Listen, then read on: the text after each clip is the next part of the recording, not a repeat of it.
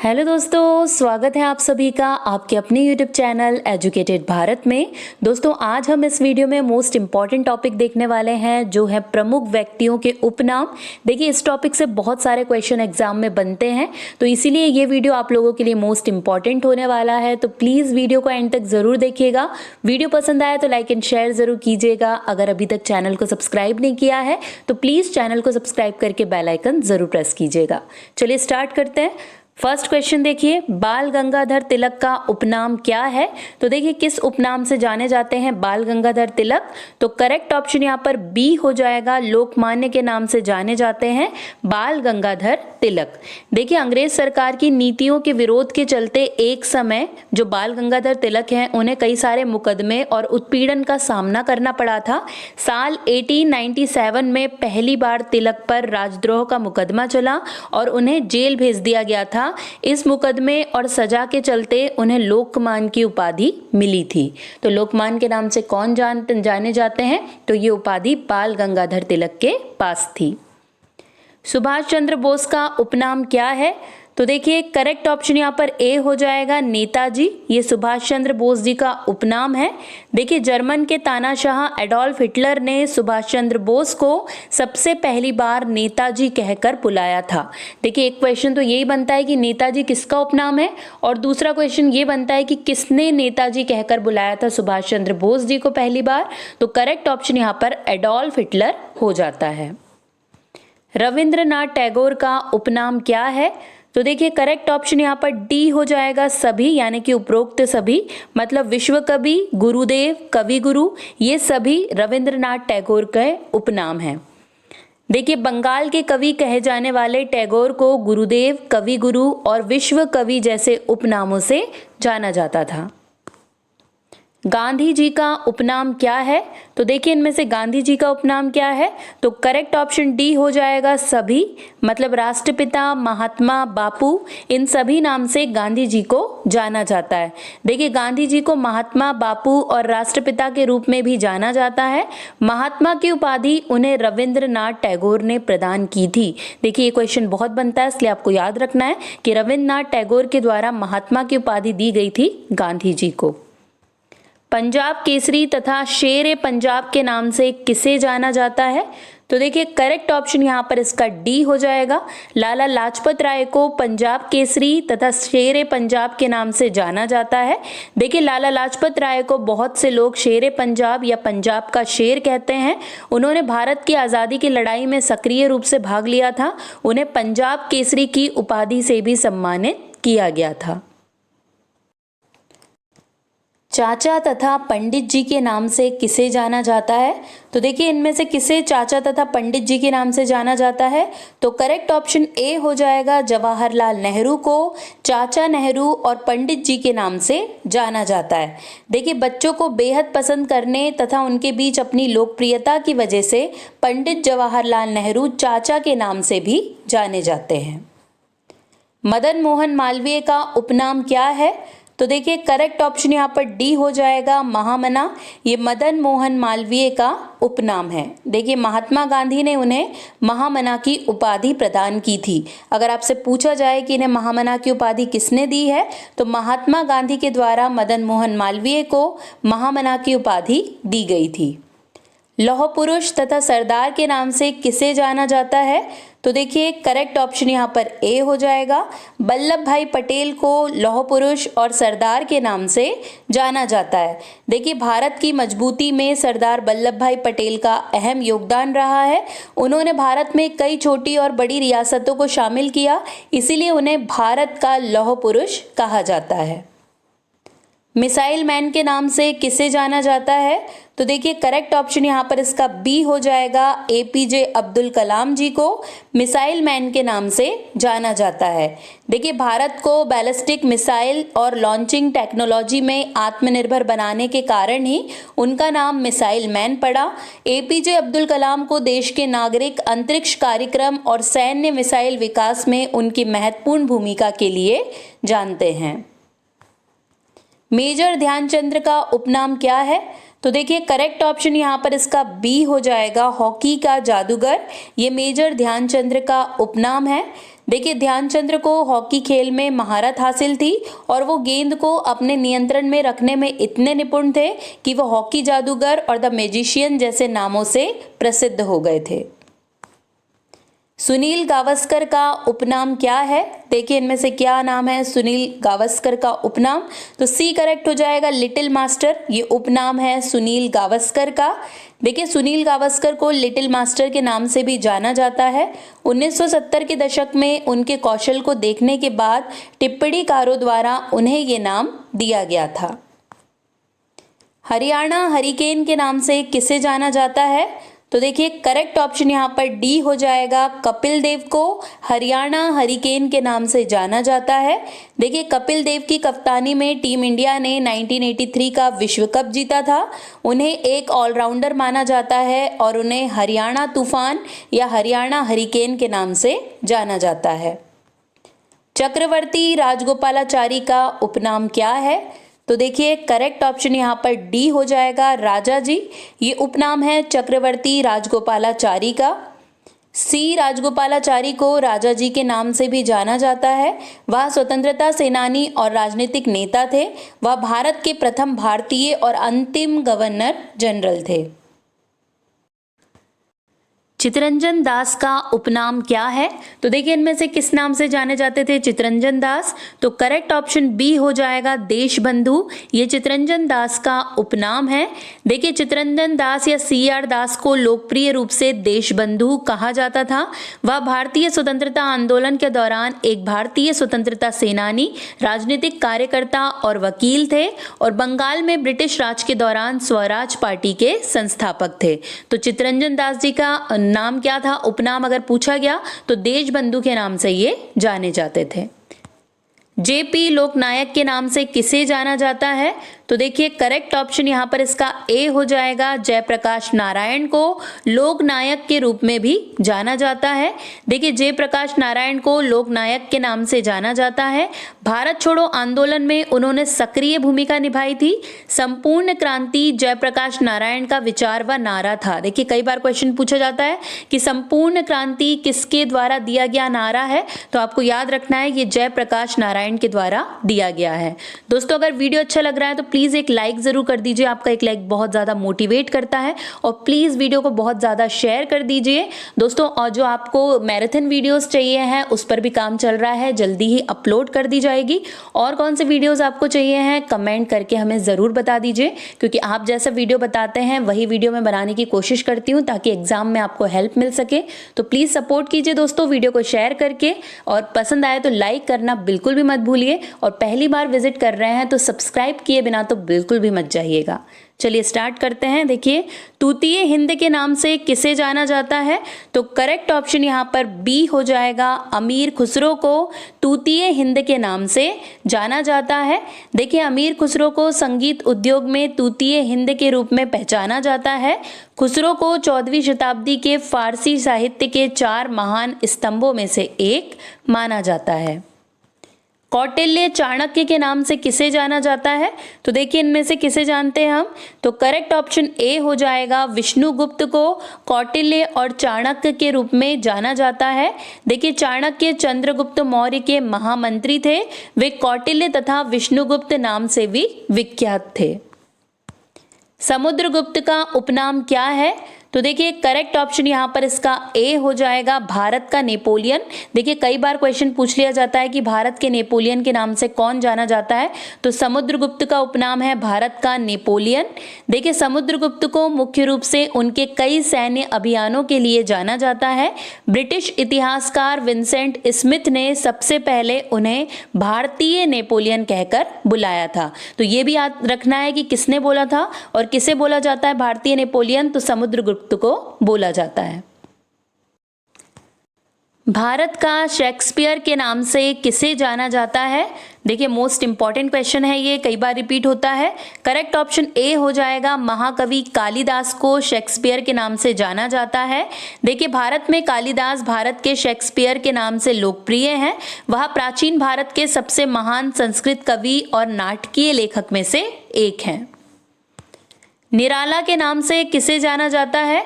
तो देखिए correct option यहाँ पर बी हो जाएगा।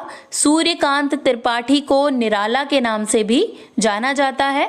देखिए सूर्यकांत त्रिपाठी को उनके उपनाम निराला से जानते हैं, जो एक प्रसिद्ध कवि, उपन्यासकार और कहानीकार थे। आधुनिक मीरा के नाम से किसे जाना जाता है? Most important question. तो देखिए करेक्ट ऑप्शन यहाँ पर ए हो जाएगा। महादेवी वर्मा को आधुनिक मीरा के नाम से जाना जाता है। देखिए प्रख्यात कवित्री महादेवी वर्मा की गणना हिंदी कवि के छायावादी युग के 4 प्रमुख स्तंभ सुमित्रा नंदन पंत, जयशंकर प्रसाद और सूर्यकांत त्रिपाठी निराला के साथ की जाती है। भक्ति काल में जो स्थान कृष्ण भक्त मीरा को प्राप्त है, आधुनिक काल में वह स्थान महादेवी वर्मा को मिला है। शहीद आजम के नाम से किसे जाना जाता है? तो देखिए करेक्ट ऑप्शन यहाँ पर बी हो जाएगा। भगत सिंह को शहीद आजम के नाम से जाना जाता है। देखिए भगत सिंह को शहीद आजम के नाम से भी जाना जाता है। उन्हें भारतीय स्वतंत्रता आंदोलन का नायक माना जाता है। वह हिंदुस्तान सोशलिस्ट रिपब्लिकन एसोसिएशन के एक प्रमुख सदस्य थे। विद्यासागर के नाम से किसे जाना जाता है? तो देखिए इनमें से किसे जाना जाता है? तो करेक्ट ऑप्शन सी हो जाएगा। ईश्वर चंद्र बंदोपाध्याय को विद्यासागर के नाम से जाना जाता है। देखिए ईश्वर चंद्र विद्यासागर संस्कृत भाषा और दर्शन में अगाध पांडित्य के कारण विद्यार्थी जीवन में ही संस्कृत कॉलेज ने उन्हें विद्यासागर की उपाधि प्रदान की थी। तो ईश्वर चंद्र विद्यासागर इस नाम से ये जाने जाते हैं। जो विद्यासागर है वो इनको दी गई उपाधि है। Grand old man of India के नाम से किसे जाना जाता है? मोस्ट इंपॉर्टेंट क्वेश्चन है ये। करेक्ट ऑप्शन यहाँ पर सी हो जाएगा। दादा भाई नौरोजी को grand old man of India के नाम से जाना जाता है। देखिए दादा भाई नौरोजी भारत के सबसे बुजुर्ग पुरुष या grand old man of India के रूप में जाने जाते हैं। वह एक पारसी बौद्धिक शिक्षक, कपास व्यापारी और एक प्रारंभिक भारतीय राजनीति और सामाजिक नेता थे। तो ये क्वेश्चन मोस्ट इंपॉर्टेंट, देखिए कई बार पूछा गया, इसलिए आपको इसे जरूर याद रखना है कि grand old man of India कौन है? तो वो है Dadabhai Naoroji. Flying Sikh of India के नाम से किसे जाना जाता है? तो देखिए किसे जाना जाएगा? तो डी करेक्ट हो जाएगा। मिल्खा सिंह को फ्लाइंग सिख ऑफ इंडिया के नाम से जाना जाता है। देखिए मिल्खा सिंह भारतीय ट्रैक एंड फील्ड एथलीट थे। मिल्खा सिंह को फ्लाइंग सिख के नाम से जाना जाता है। यह उपनाम उन्हें 1960 में पाकिस्तान में अब्दुल खालिक को हराने के बाद पाकिस्तान के जनरल अयूब खान से मिला था। सिस्टर निवेदिता के नाम से किसे जाना जाता है? देखिए मोस्ट इंपॉर्टेंट क्वेश्चन, ये भी पूछा गया क्वेश्चन है। करेक्ट ऑप्शन बी हो जाएगा। मार्गरेट एलिजाबेथ नोबेल को सिस्टर निवेदिता के नाम से जाना जाता है।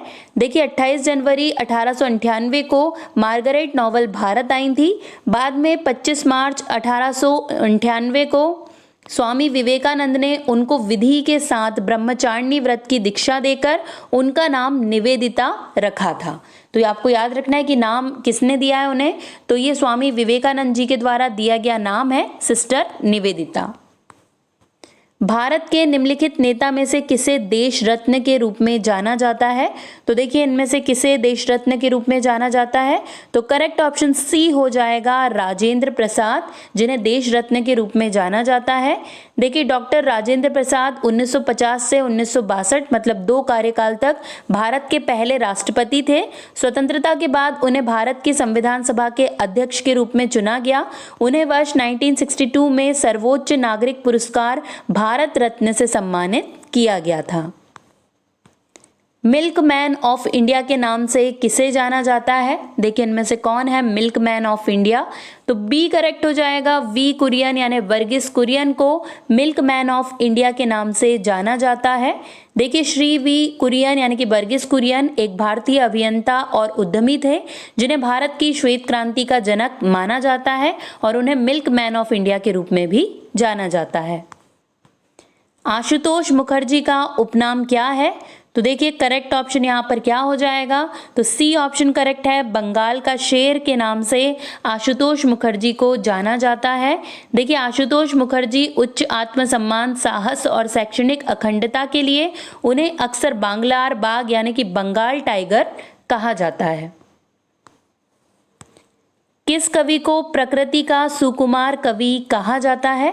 तो देखिए करेक्ट ऑप्शन यहाँ पर इसका सी हो जाएगा। सुमित्रा नंदन पंत को प्रकृति का सुकुमार कवि कहा जाता है।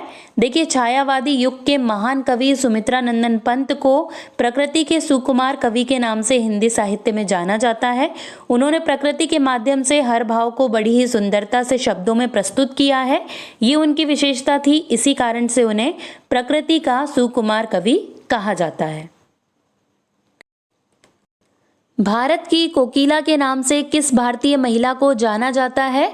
तो देखिए करेक्ट ऑप्शन यहाँ पर ए हो जाएगा। सरोजनी नायडू को भारत कोकिला के नाम से जाना जाता है। देखिए सरोजनी नायडू एक प्रतिभाशाली राष्ट्रीय नेता, एक स्वतंत्रता सेनानी और एक प्रसिद्ध कवयित्री थी। उन्हें भारत कोकिला के नाम से जाना जाता है। किस व्यक्ति को ब्लैक गांधी के नाम से जाना जाता है? तो देखिए करेक्ट ऑप्शन यहाँ पर सी हो जाएगा। मार्टिन लूथर किंग को ब्लैक गांधी के रूप में जाना जाता है। देखिए एक क्वेश्चन और बनता है कि अफ्रीका का ब्लैक गांधी किसे कहते हैं? तो करेक्ट ऑप्शन तब नेल्सन मंडेला हो जाता है, लेकिन यहाँ पर सिर्फ ब्लैक गांधी पूछा है तो उस नाम से मार्टिन लूथर किंग जाने जाते हैं। देखिए ब्लैक गांधी या काला गांधी के नाम से मशहूर मार्टिन लूथर किंग को अमेरिका में नीग्रोस को उनके मौलिक अधिकार दिलाने के लिए याद किया जाता है। तो कौन जाना जाता है ब्लैक गांधी के नाम से? तो मार्टिन लूथर किंग का नाम आपको याद रखना है। बिहार विभूति के नाम से किस भारतीय व्यक्ति को जाना जाता है? तो देखिए करेक्ट ऑप्शन यहाँ पर ए हो जाएगा। अनुग्रह नारायण सिन्हा को बिहार विभूति के नाम से जाना जाता है। देखिए अनुग्रह नारायण सिन्हा बिहार के पहले उप मुख्यमंत्री थे। उन्हें बिहार विभूति भी कहा जाता है।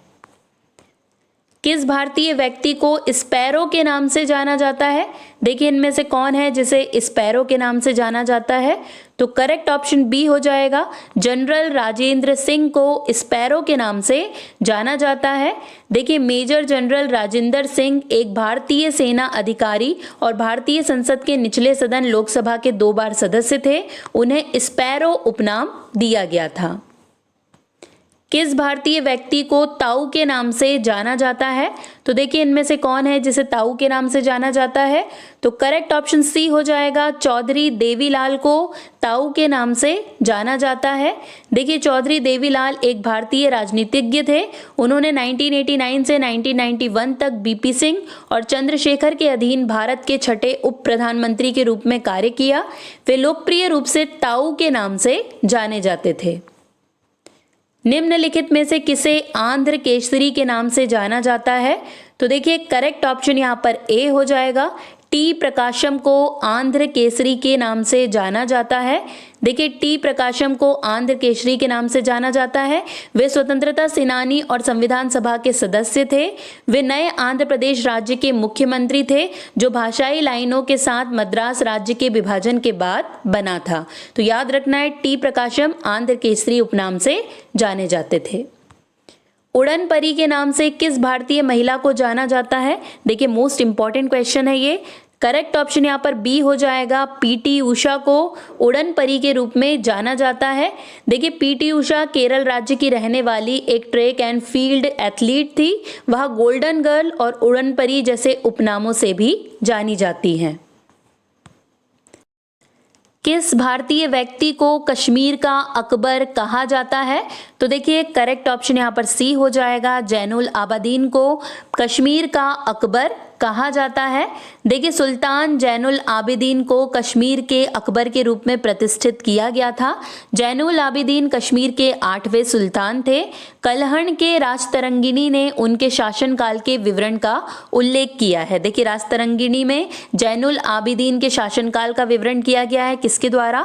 कलहण के द्वारा। तो यहाँ से भी फैक्ट कई सारे क्लियर होते हैं, वो आपको पढ़ते चलना है क्योंकि ये डाले इसीलिए जाते हैं कि और नए नए क्वेश्चंस आपके लिए बन सके। तो आपको याद रखना है राजतरंगिणी किसने लिखी है? कलहण ने लिखी है। और राजतरंगिणी में जैनुल आबदीन के शासनकाल का विवरण किया गया है। दीनबंधु के नाम से किस भारतीय को जाना जाता है? तो देखिए मोस्ट इंपॉर्टेंट क्वेश्चन है ये। करेक्ट ऑप्शन बी हो जाएगा। CF एंड्रयूज को दीन बंधु के नाम से जाना जाता है। देखिए, एक हमने पढ़ा देश बंधु, जिसके नाम से चित्तरंजन दास जी को जाना जाता है, जबकि दीन बंधु के नाम से CF एंड्रयूज को जाना जाता है। सबसे ज्यादा कंफ्यूज यही करता है देश बंधु और दीन बंधु, इसलिए आपको ये बहुत अच्छे से याद रखना है। देखिए, महात्मा गांधी ने CF एंड्रयूज को दीन बंधु की उपाधि दी थी, तो ये बहुत इंपॉर्टेंट फैक्ट है कि किसने इन्हें दीन बंधु की उपाधि दी है। तो करेक्ट ऑप्शन यहाँ पर महात्मा गांधी हो जाएगा। अब बारी है लास्ट क्वेश्चन। किस भारतीय महिला को माता वसंत के नाम से जाना जाता है? तो देखिए, इनमें से कौन है जिसे माता वसंत के नाम से जाना जाता है? तो करेक्ट ऑप्शन यहाँ पर सी हो जाएगा। एनी बेसेंट को माता वसंत के नाम से जाना जाता है। देखिए, देश के लिए उनके जो काम थे उसे देखकर लोग उन्हें प्यार से माँ बसंत कहने लगे और महात्मा गांधी ने उन्हें वसंत देवी की उपाधि दे डाली थी। तो आपको याद रखना है कि माता वसंत के नाम से एनी बेसेंट जानी जाती थी। यहीं पर दोस्तों हमारे सारे क्वेश्चंस कंप्लीट हो चुके हैं। वीडियो पसंद आया होगा तो लाइक एंड शेयर जरूर कर दीजिएगा। अगर अभी तक चैनल को सब्सक्राइब नहीं किया है, पहली बार विजिट कर रहे हैं, तो चैनल को सब्सक्राइब जरूर कीजिएगा। आज के लिए बस इतना ही। अब आपसे मुलाकात होगी नेक्स्ट वीडियो में। तब तक के लिए पढ़ते रहिए, आगे बढ़ते रहिए। जय हिंद, जय भारत।